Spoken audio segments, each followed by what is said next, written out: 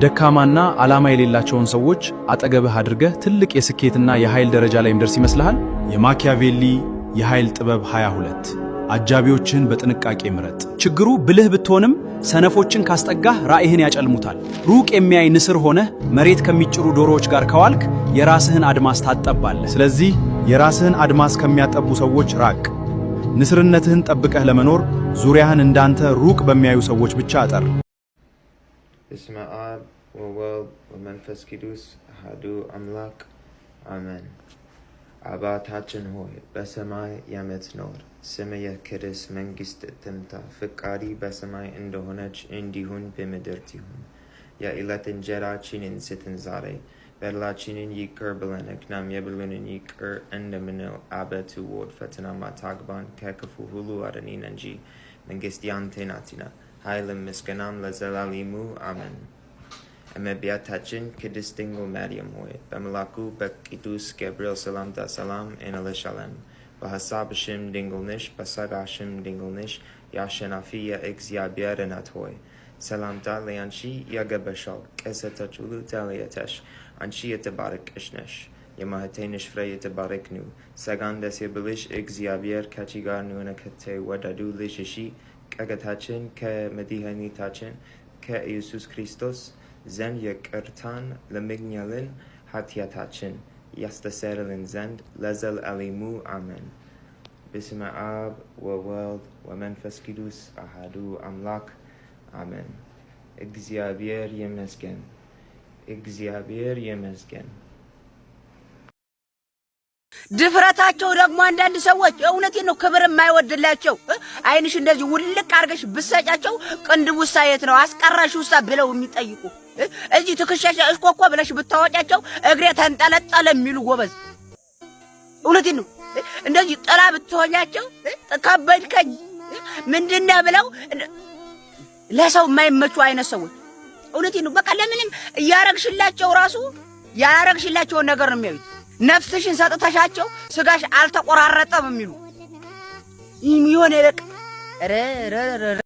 ሶ አፓረንትሊ ልጅ ማሳደግ ማለት ይሄ በቃ አብልቶ አጠጥቶ ኪዩት የሆነ ማች ልብስ ለብሶ ፎቶ መነሳት ምናምን ነገር አይደለም ይመስለኝ ነበር። እኔም ይመስለኝ ነበር ግን አይደለም። ሁሌ ራሱን ማጥፋት የሚፈልግን ሰው በህይወት ለማቆየት መሞከር ነው። በቃ አገራማን ብላችሁ ወገባችሁን ለማሳረፍ ሶፋችሁ ላይ ጋደም እንዳላችሁ የሆነ ትንሽዬ ሰውዬ ስለት ይዞ ባጠጋባችሁ እልፍ ሲል ታዩታላችሁ። በቃ በየቀኑ ራሱን ከሆነ ነገር ይዘላል፣ የሆነ ነገር ይበላል፣ የሆነ ስለት ይፈልጋል ምናምን። እኔማ እዚህ ቤት አይጥ ወይ የሆነ እንስሳ ለመኖሩ እግዚአብሔር ይመስገን እንጂ እነሱን እኔ በመርዝ አልገልም። ለነሱ ያስቀመጥኩት እሱን ድፍት ነው የሚያደርግብኝ። በቃ ከአይጦቹ ጋር ተነጋግሬ በመነጋገር በኮሚኒኬሽን አምኜ ነው ከቤት ማስወጣቸው እንጂ እንዴት እንደዚህ ሊሆን ይችላል?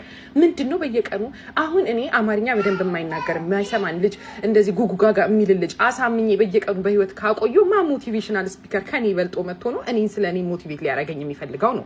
እኔ እኮ በህይወት እያቆየው ያለው ልጅ ሰው በቃ ማታ እኮ እኔ እኮ ልጁ ሲተኛ እኮ ለጌታ መጸልየው ጸሎት እኮ የሆነ የንብረት ክፍል ኃላፊ የግዢ ርክክብ የሚያደርግ እኮ ነው የሚመስለው። ጌታ ሆይ አይኑ አልጎደለም፣ ጆሮው ደህና ነው፣ ግንባሩ አልሞተም።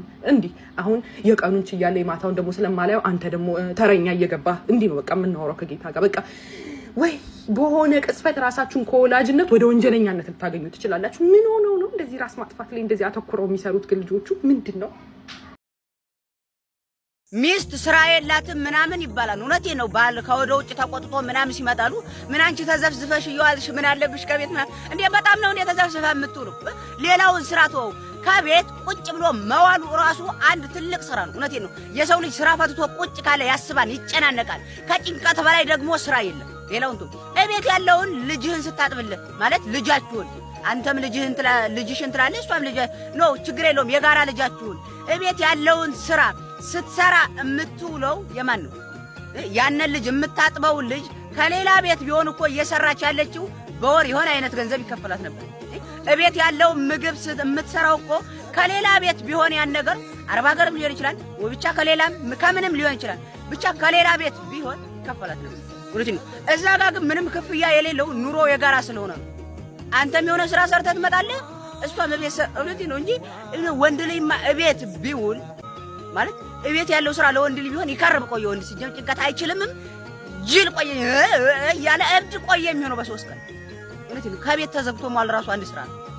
ልጅ አለ፣ ምግብ አለ፣ ወዘት አለ፣ ምናምን አለ። እንዴ ሰው እኮ ስራ ይስራ ተንቀሳቅሶ ወጥቶ እግሩ ከተፍታታ እኮ አሪፍ ነው።